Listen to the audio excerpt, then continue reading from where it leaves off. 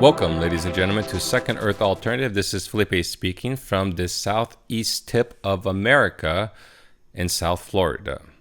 So today we're going to talk about this unbelievable story regarding a UFO that apparently had a near miss with an airliner this Sunday. And if you're wondering why I'm posting this picture of the Roswell newspaper from the famed crash saucer in 1947, well, it's because this event took place in the home state of Roswell. We're talking about New Mexico. So I want to read this article and stay with me because we're going to actually showcase how this event is not unique, which makes it not only credible because of what the airline pilot is saying, but also because of the consistency of the phenomena. So this article is from ABC 7 News, and it says here, radio picks up close encounter over New Mexico. 36,000 feet above New Mexico was a normal flight to Phoenix, a little over a 4-hour flight that landed 3 minutes early but captured audio from the plane tells of a shocking moment above the clouds. "Do you have any targets up here?" said the pilot from the cockpit of American Airlines Flight 2292. Not a question pilots want to be asking, and for that flight, that was just the start of their 15-second communication overheard by radio interceptor Steve Douglas in his airwave capture cave. "I heard this aircraft, basically above all other aircraft because the tone in his voice was so excited," said Douglas. The airline was heading to Phoenix when the event happened over the northwest corner of New Mexico. "We just had something go right over the top of us," the pilot told air traffic control. "I hate to say this, but it looked like a long, cylindrical object that almost looked like a cruise missile type of thing, moving really fast right over the top of us." Now, remember this long, cylindrical object? Because we're actually going to go back to this idea that it looks like a cruise missile. Reading further. Talking to the next military pilot I know, he says that for them to see this object, it had to be coming at them practically head on, Douglas said.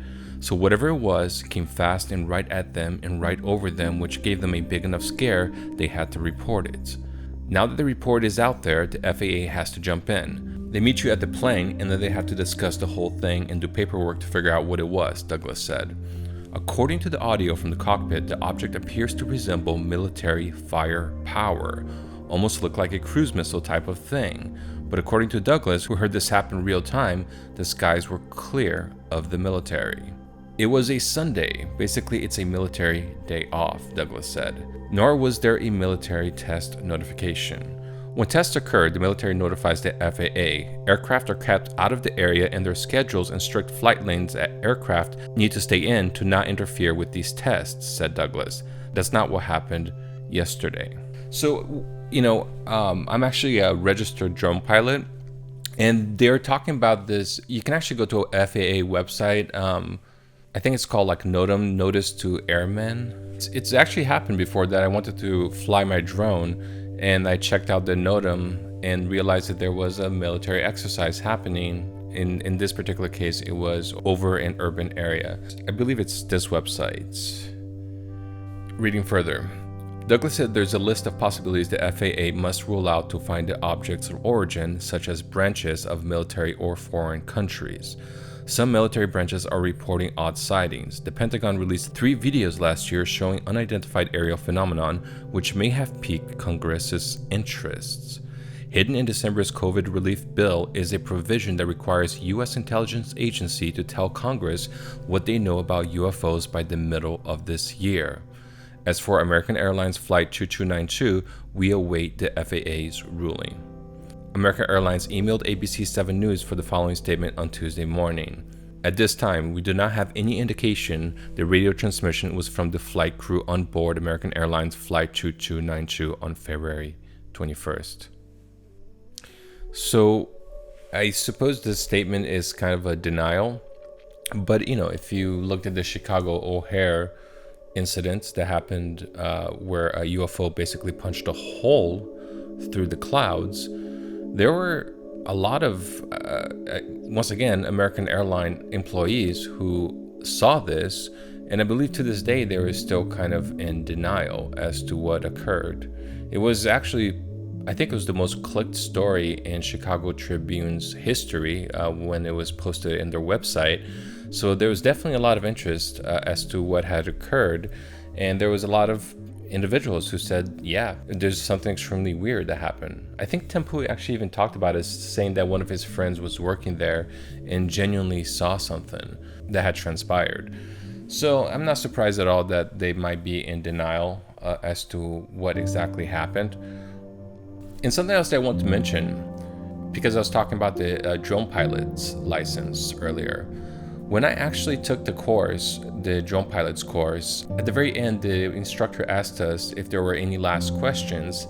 And to the shock and amazement of the entire class, I decided to ask the instructor whether he had seen any UFOs, since he was an actual airline pilot. I was actually kind of shocked by his answer, because instead of giving me this like, are you kidding me kind of answer, he actually just started laughing.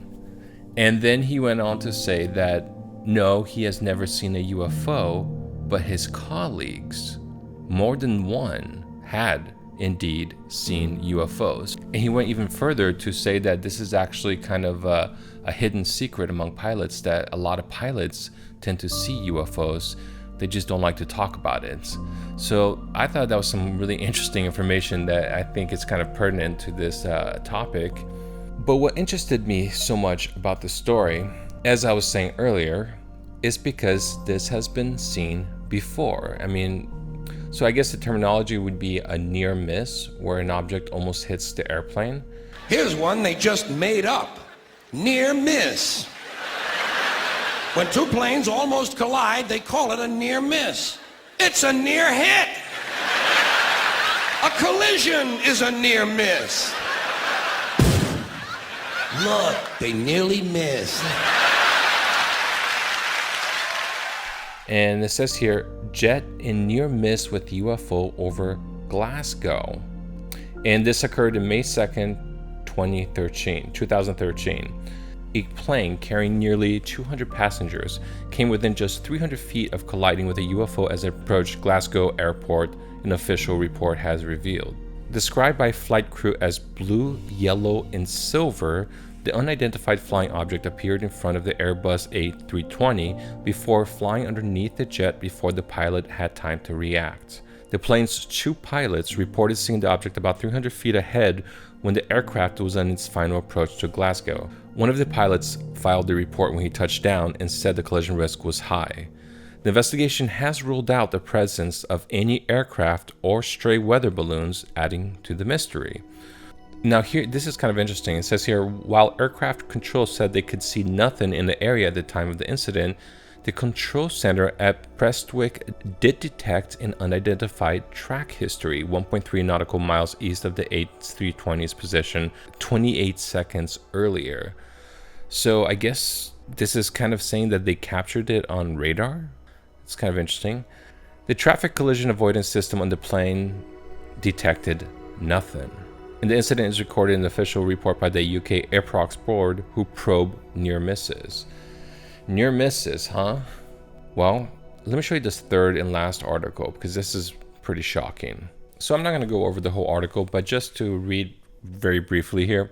A Swissair pilot reported his 747 jet was nearly hit by an unidentified flying object, possibly a missile, near the area off New York where a TWA airplane crashed in 1996.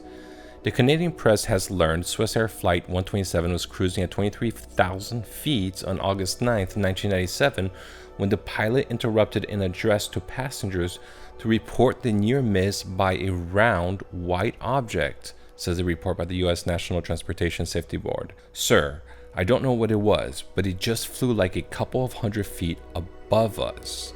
So that is just like the case that we just talked about that happened on Sunday, where the pilots reported a missile-like object flying right above them. He radioed Boston Air Traffic Control, I don't know if it was a rocket or whatever, but incredibly fast, opposite direction. In the opposite direction? Asked the controller. Yes, sir. And the time was 21:07. It was too fast to be an airplane. But they're going to assume that it's a missile that missed them. So let me ask a quick question. And we can even talk about Occam's razor. What are the chances that two missiles would be reported by two different airliners going right above them, both missing the airliners, and at least in one case, there being no military activity in the area? I would say the chances are pretty small. And given the fact that UFOs are now being reported by the Pentagon, by the Navy, by credible individuals like Christopher Mellon, who actually oversaw almost every intelligence agency from NRO to the NSA, given how prevalent this idea of UFOs are becoming, I'm honestly about to turn Occam's razor upside down and use it against the skeptics and say, look, the simplest explanation is that something unexplained is happening. And something else that's interesting, it says here, the controller asked another aircraft if its crew saw anything like a missile in the area. The reply was negative. He then asked the Swissair pilot again how far above the plane it was. It was right over us, right above, opposite direction, and I don't know, 200, 300, 400 feet above. All I can tell, 127, is that we saw a light object. It was white and very fast. And then just to kind of contradict the missile idea, it says here there was no noise, no wake turbulence, no disruption or anomalies with any of the flight engine instruments. And then down here it says there was no exhaust or smoke, no fire, and he could not accurately discern its size. And the captain reported his total time as 15,000 plus flight hours. He had never seen a missile in flight. So from what they're saying, it doesn't seem like it was a missile, because missiles would have made noise. It would have had some kind of exhaust, some kind of smoke. And this is also kind of interesting. It says it was close enough that he ducked his head because he thought it would hit them. That is frightening. That is absolutely frightening. Now, if this is a UFO of the extraterrestrial variety, the question that lingers is why? Why would these aliens or whatever these pilots are, if it is piloted by somebody and it's not some kind of drone-like autonomous vehicle, why would they do this? Why would these individuals fly an object straight at an airplane, creating a near miss and causing these pilots to really question what the hell just happened? It's not like just watching a little bleep happening from the side of the window. I mean, these things are heading right at them. And truth be told, I actually have a hypothesis as to what is happening. So here, take a look.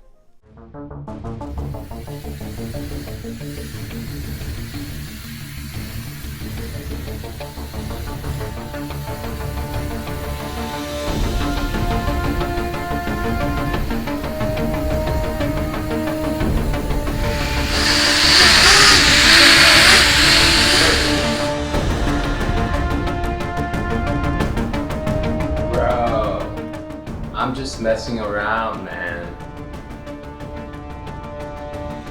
So I promise you, no animals were harmed during the filming of that segment, or at least not physically. Psychologically, well, Perseus is a trooper. He'll be all right. So yeah, ladies and gentlemen, that is a really interesting article. And just to kind of sum it up, we're talking about two different cases of pilots seeing a missile-like object, but with no smoke, having a near miss right above them, and this happening decades from each other. I mean, it's just unbelievable how similar some of these accounts are. And it does beg the question, why are these cases happening the way that they're being described, where these objects nearly hit the airplane? I mean, if you have your own idea as to what's going on, leave a comment in the bottom. And then I just wanted to finish off this episode with a UFO video that I saw on Twitter. And so let me just show you the video real quick. And then I'm going to go ahead and try to process the image as best as I can, and then kind of showcase what we have. Here is the Twitter video. G, look up, look up, look up, look up, go in the sky. No, look up, man. Holy shit. Holy shit. Boys, you know those comments right there? That fuckers worth big dog millions, bro. Oh, fuck. It's UFO, UFO. The little spaceship, my lord. Are you getting that, bro? Oh, girl. Bro, look like a big fucking plane, huh? Coming up.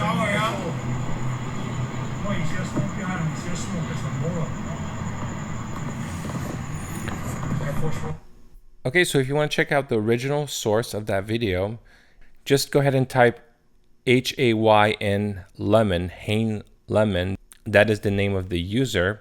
And I'm going to be frank with you. I thought that video was actually very strange. I know it's grainy. I know it's difficult to watch. But I love those videos where you kind of get those reactions from the individuals that just seems very legit. It seems very authentic, their reactions. And also the nature of the object, it just kind of reminded me of one of those descriptions of the UFOs that often are being talked about, where people talk about this very slow moving object that seems to have no sound. You know, it definitely looked like it was moving slower than you would think an airplane would move, at least an airplane that is that low. And there's a few other things that I noticed that were interesting. So before I show you that, let me go ahead and show you the process version of this video real quick. Here it is.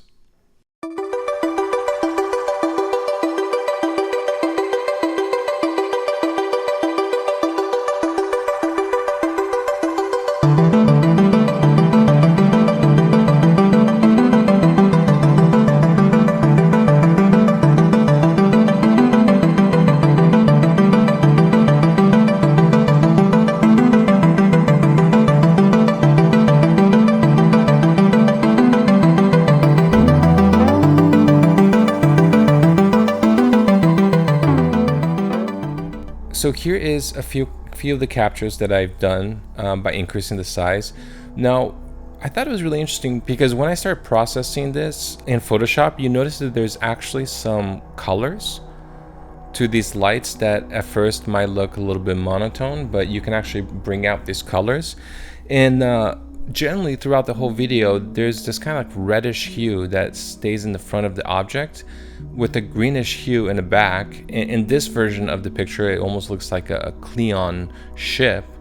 But when you look at this version, it resembles one of those triangular crafts. Very interesting. And the reason why I want to show you this image, this is actually something that really got my attention with this video.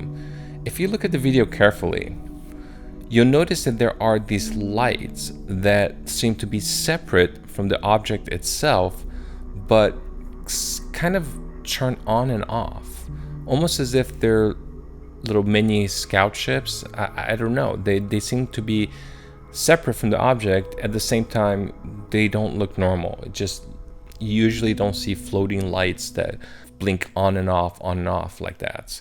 And so obviously it's grainy footage. It's hard to determine anything with certainty, but definitely it looks very interesting. And something that this actually reminded me of is that my mother, she was actually married before she met my father. She was married once, and her ex-husband, who was a PhD in chemistry, this man had actually witnessed a UFO in Brazil over a lake preserve area at nighttime when he was walking with his girlfriend at the time. And what he described was a slow-moving, triangular-like object that hovered right over them. And he said that the lights almost looked like they were like electricity. They were going on and off. And though it's not exactly like his description, it certainly kind of brought back some memories. The way that you see the lights kind of flicker on and off, it almost kind of has this feeling of electricity under the craft. So that will do it for today's episode. If you have any images, any footage that you would like to share, or any abduction stories that you would like to post, or not even post, if you just want to talk about it in private, that's also okay. Please email me at eafiles.contact@gmail.com. And once again, thank you so much for joining me. This is Felipe speaking, signing out.